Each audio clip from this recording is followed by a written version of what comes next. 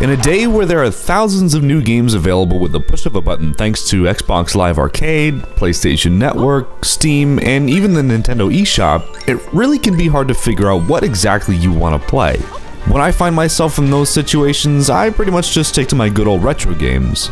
But what happens when a retro game is reborn with beautiful graphics, an updated soundtrack, and a slew of all new features? Well, we're not talking about DuckTales Remastered here, we're talking about the new 2013 version of the classic Disney platformer, Castle of Illusion starring Mickey Mouse.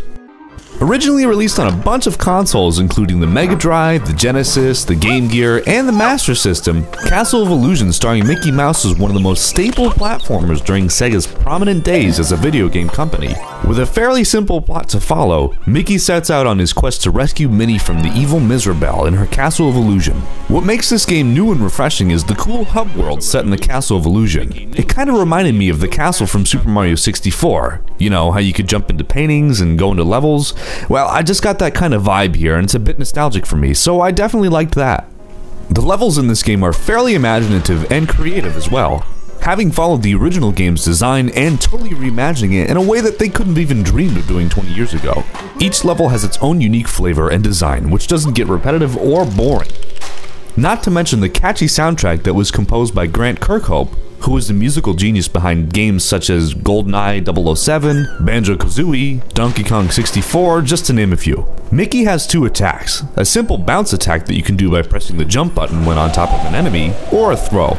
Mickey gathers various items in each level to throw, such as candles, apples, and other things like that. The controls in this game are pretty spot on as well. I had no issues with a jump, a throw, or even Mickey's movements being too loose or too slippery. It was just right for me. Just because this is a Disney game and it has a cutesy look, don't really let it fool you. There are some fairly challenging platforming segments in this game. I'm kind of decent at platforming games, and I really found myself having to time some jumps just right, or trying to hit the boss enemy at the perfect time. It's a good challenge. Speaking of bosses, you notice that when you defeat a boss, you collect a gem. These gems have a similar look to that of, I don't know, the Chaos Emeralds from the Sonic the Hedgehog series. You need to collect all of these gems in order to proceed to the final battle with Mizrabel to rescue your beloved Minnie.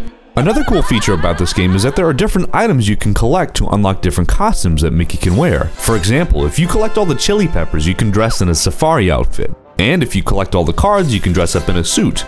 If you save Minnie, however, you can become a knight. These costumes really have no effect on Mickey's abilities or anything, they just give you a nice sense of satisfaction for going out of your way to collect all the items or just beating the game. All in all, the game took me about 4 hours to beat.